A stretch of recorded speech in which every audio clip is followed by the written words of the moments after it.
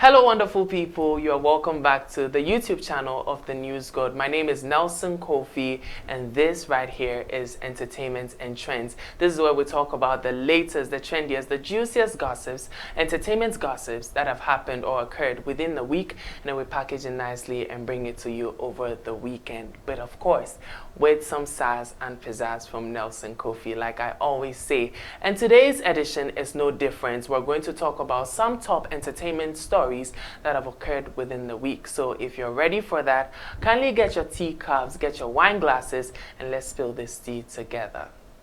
So, on top of my list, because I am so big on congratulating people who have done amazing, is Black Sherif's BET nomination. Yes, Black Sherif has been recognized by the Black Entertainment Awards in the category of Best International Act. Now, the category is tight with other amazing artists like South Africa's Tyler, and then MC Luana, Rema, SDM, and all others. And it's looking really tight in that category, but I don't know. I just feel like Black Sherif should take it. I don't know if it's because I'm Ghanaian, but there's just something in me that's saying that Black Sherif is so deserving of that award. Is it because I'm Ghanaian and I'm just being biased? I mean, all the other nominees in that category have done amazing last year, have released beautiful tracks, beautiful Afrobeat tracks, and I feel like everybody in that category is deserving of the award, but it's just for one man, right? Not two people in that category can take the award. So I want it to go to Black Sherif. So yeah, basically about that. But can we talk a second about what that would do for Ghanaian music? I just feel like this is another global recognition down our belt, right? So if Black Sherif gets to win this, then it's Ghana winning that. And then that is what we've been praying for, right? Putting Ghana on the map. And music is, I think, the fastest means to do that. So if Black Sherif, I mean, this nomination in itself is a big achievement, a big milestone, big recognition amongst the global audiences. So I'm so excited, and I'm sure you can tell why I'm smiling from ear to ear. I'm just really happy that the Konongo Zongo young boy has been able to project himself this big onto the BET stage. Oh, look. I'm blown away and I'm super excited, and I just want it to happen so badly. Yeah, and that's all we can say about that, right? So let's move on to the next, and oh Lord, the next story the next story we'll be talking about is Afua Asantewa's Guinness World Record second attempt. And so on Thursday, she came to announce that she's been disqualified by the Guinness World Records management or whoever is in charge.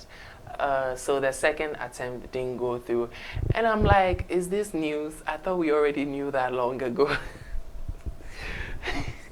No shade, no shade. No, but I thought we already knew that. I mean, we've seen excerpts of the attempt, and it didn't look like she was going to win. So I was surprised she was thinking she was going to win, because I've not read extensively on the rules, but one thing I knew for sure was that in the 1 hour of the attempt, you're supposed to take only 5 minutes of break. And this lady went on to take, what, a whole... Look, this lady went on to take like 20 minutes each hour, and she was expected to win. No, so I knew that it wasn't going to happen for her. But is that me coming off as a hater? I don't think so. It's just me being honest. I didn't think she was going to make it, but let's give it up for her. She's the queen of perseverance, queen of consistency, and she has opened the floodgates for this nonsense of... I take back my words. I take back my words. What I meant to say is she's an inspiration to young girls and young men who have the dream of achieving higher heights. And so personally, I look up to Afua Asantewaa a lot. Anytime I feel like, oh, this is too impossible to achieve, I just think about her and I'm like, oh, I can achieve it because Afua Asantewaa has achieved it. Let's read a little about the statement that she put out on Instagram to announce to her fans in Ghana that she has been disqualified. Okay, so she says, it has been a challenging yet rewarding journey and an incredible experience, having had the opportunity to explore my potential. What potential? Okay. On the esteemed Guinness World Records platform on 2 occasions has led to discovery, growth, development, success, and life-altering events that have shaped my being.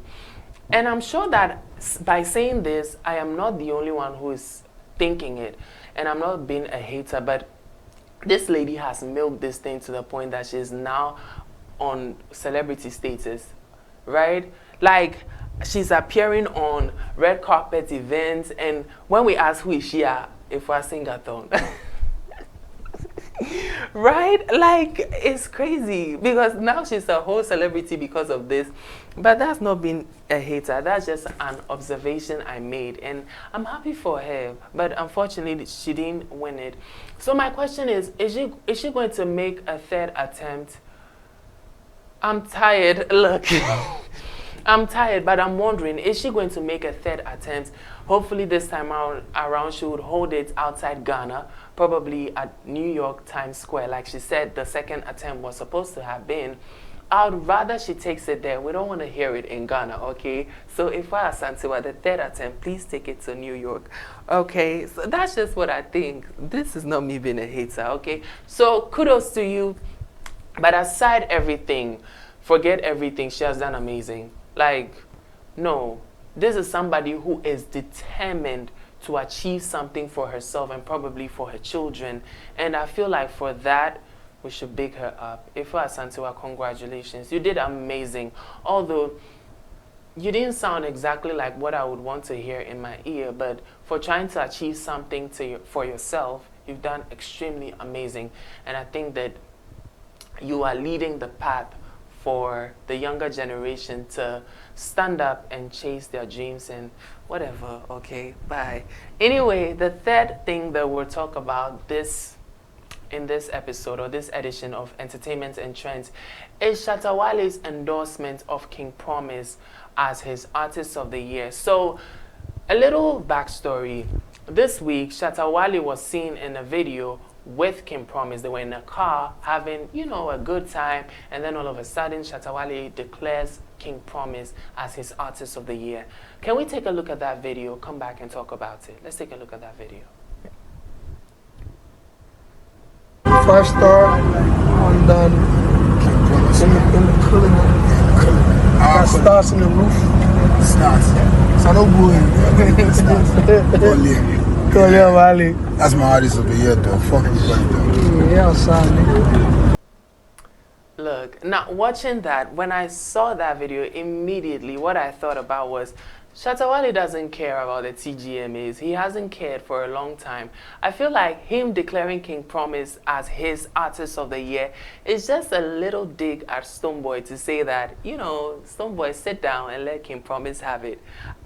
Am I the one creating something here? But that's just what I thought, because Shatta Wale has never cared about Artist of the Year, and all of a sudden he's pitching King Promise to be the Artist of the Year. He didn't directly say it, that King Promise, you are deserving of Artist of the Year, but with TGMA coming in just a few days, tomorrow actually, 10th of May, yeah. So it just seems like Shatta Wale is trying to start something. And I like that for him. Like, he's trying to be a little messy and petty, and I like that. But aside from that, let's have the real conversation. The TGMA Artist of the Year, or any other award for that matter, do we have to be campaigning for that these days? And it's not even about Shatta Wale's endorsement. I've seen a lot of people arguing back and forth on X and on various social media platforms. The award, are we supposed to be arguing, especially the artists? It is normal for the fans to be arguing about who deserves it. But the artists, at this point, it feels like the music, you're making it for the awards, and I don't think that is what you started music for. You started music to entertain your fans and make some money. Isn't that it?